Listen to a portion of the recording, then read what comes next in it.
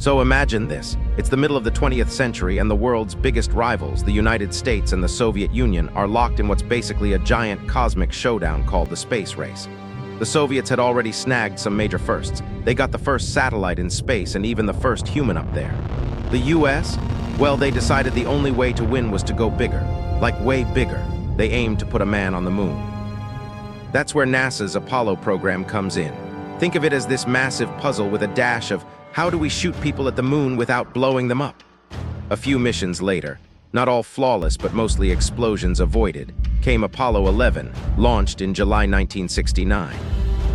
On board were three guys: Neil Armstrong, the calm, confident test pilot who kind of set the tone for the whole mission; Buzz Aldrin, who sounds like he was born for an action figure but was also a brilliant scientist. Then there was Michael Collins. Now here's the thing about Michael.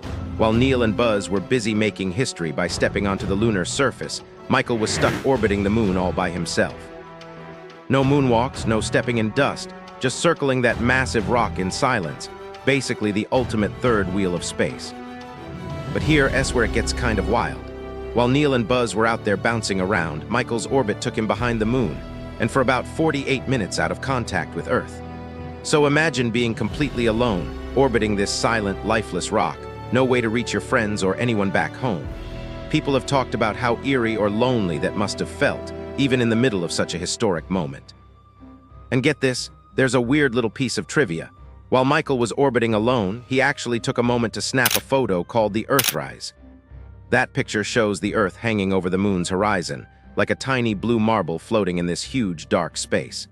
It's one of the most iconic images of all time, and it was taken by the guy who, to most people, was just the forgotten astronaut on the mission.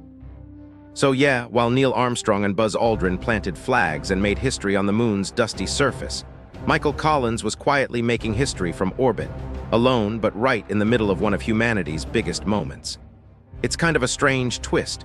You've got the two guys grabbing all the glory, and the third guy doing the important but lonely job that's easy to forget. Sometimes in big moments, history remembers the headlines, but there's always a quieter story just orbiting in the background. And on Apollo 11, that story was Michael Collins, the forgotten moonwalker who never walked on the moon.